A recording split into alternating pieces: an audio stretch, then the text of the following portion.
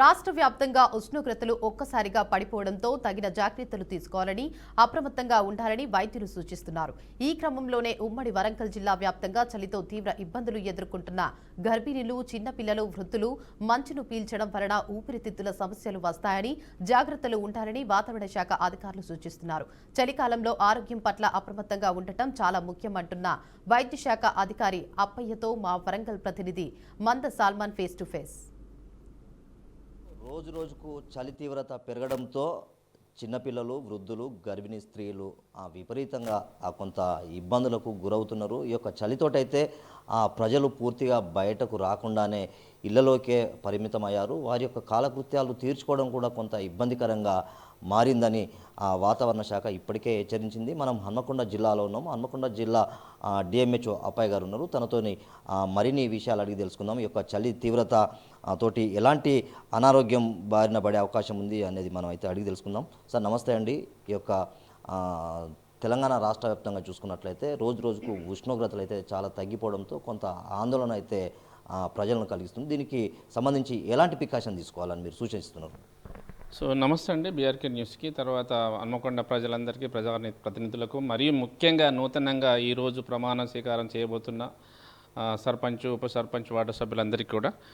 So in జనరల్గా చలికాలం వస్తుందంటే ఆస్తమా పేషెంట్లు కానీ, చిన్నపిల్లలు కానీ, తర్వాత ఓల్డ్ పేషెంట్లు కానీ శ్వాసకోశ సంబంధిత వ్యాధులకు తరచుగా గురవుతూ ఉంటారు. సో దానికి తోడు ఇప్పుడున్నటువంటి చలి తీవ్రంగా ఉంది కాబట్టి అటువంటి వ్యక్తులు, అంటే దీర్ఘకాలిక వ్యాధులు ఉన్నటువంటి వాళ్ళు కొంచెం చాలా జాగ్రత్తగా ఉండి సాధ్యమైనంత వరకు ఉదయం పూట సూర్యుడు ఉదయించిన తర్వాత మరియు ఈవినింగ్ కూడా సూర్యుడు ఉండంగానే ఇళ్లల్లో ఉండి సాధ్యమైనంత వరకు చెవుల నుండి, ముక్కుల నుండి చల్లటి గాలి రాకుండా చూసుకోవాల్సిన బాధ్యత ఉంది. సో ఆ విధంగా చేసుకోవాలి. సో దానివల్ల ఏమవుతుందంటే రెస్పిరేటరీ ఇన్ఫెక్షన్స్ వస్తే వెంటనే వీళ్ళల్లో సెకండరీ ఇన్ఫెక్షన్స్గా మారి శ్వాసకోశ ఇబ్బందులు ఎక్కువ అయ్యి హాస్పిటల్స్లో చేరే అవకాశం ఉంటుంది. కాబట్టి సాధారణ తరగతి రాకుండా, అంటే చలి తీవ్రత నుండి కాపాడుకోవాలంటే నూలు వస్త్రాలు కొంచెం ధరించాలి ఎక్కువగా. తర్వాత వేడి నీటిని మాత్రమే వాడితే మంచిది. వేడి నీళ్ళు అంటే స్నానానికి కానీ లేకపోతే తాగడానికి కూడా వేడి చేసుకొని తాగితే బాగుంటుందని సూచన. మరీ వృద్ధులైతే సాధ్యమైనంత వరకు బయటికి పోకుండా ఉంటే మంచిదని నా సూచన. అంటే ఇది చాలామంది చలిమంటలు కాసుకుంటున్నారు. అంటే దాంతో ఏమన్నా ఇబ్బంది అయ్యే అవకాశం ఉందా? అంటే అదేవిధంగా రైతులు కూడా ఉదయం పూటనే వారి యొక్క పంట పొలాలకు వెళ్ళి, అంటే వారి పండించుకునే పంటల దగ్గర పనులు చేసుకుంటున్నారు. అంటే అలాంటి వారికి మీరు ఎలాంటి సూచనలు ఇస్తారు? ఇప్పుడు చెప్పినట్టుగానండి, తప్పకుండా వాళ్ళు స్వెటర్స్, అంటే చలికోట్లు వేసుకొని తమ పనులని సాధ్యమైనంత వరకు సూర్యుడు ఉదయించిన తర్వాతనే పోతే బాగుంటుంది. లేదు అంటే ఈ మంచు ఏదైతే ఉందో మంచును మనం పీల్చడం వల్ల ఊపిరితిత్తుల జబ్బులు చాలా అధికంగా వచ్చే అవకాశం ఉంటుంది. కాబట్టి ముక్కును కూడా కప్పి ఉంచే వస్త్రాలు, అంటే దాన్ని మంకీ క్యాప్ అంటాం మనం, సో అది కూడా ధరించి బయటికి వెళ్ళాల్సిన అవసరం ఉంటుంది. అలా కాకుండా పోతే తప్పకుండా మనం ఇబ్బంది పడాల్సి వస్తుంది. కాబట్టి ఆ విధంగా ఆలోచించాల్సిన ప్రజలకి సూచన. సరే, అంటే ఇప్పుడు మీరు అంటే ఒక పిహెచ్ఎస్లో అంటే వారికి ఎలాంటి గైడ్లైన్స్ ఇచ్చి, లేకుంటే ఏమైనా ట్యాబ్లెట్స్ గ్రామీణ ప్రాంతాల్లో అంటే అలాంటి వారికి ఏమైనా ఇచ్చే అవకాశం ఉందా?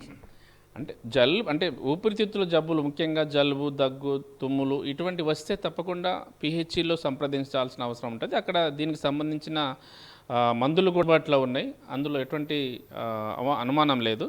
కానీ అది రాకుండా, అంటే మనకు తెలుసు కదా, మా prevention is the better than cure అనే ఉంటుంది. కాబట్టి సో ఆ చలి తీవ్రతను తట్టుకోవడానికి అవలంబించాల్సిన సూత్రాలని పాటిస్తే బాగుంటుందని సూచన. చూసుకున్నట్లయితే ఈ యొక్క చలి ప్రభావంతో అయితే రాష్ట్ర ప్రజలు కానీ లేకుంటే తీవ్ర ఇబ్బందులు అయితే ఎదుర్కొంటున్నారు. మనం ముందుగా అంటే ప్రికాషన్ తీసుకోవాలి. ఒకవేళ ఈ మంచు పడే క్రమంలో కూడా మంచును కనుక పీల్చినట్లయితే శ్వాసకోశ ఇబ్బందులతోటి ఊపిరితిత్తుల మీద ఎఫెక్ట్ పడే అవకాశం ఉందని అయితే వాతావరణ శాఖ సూచనల మేరకు వైద్య శాఖ అధికారులు అయితే ప్రజలనైతే అప్రమత్తంగా ఉండాలని పిలుపునిస్తారు.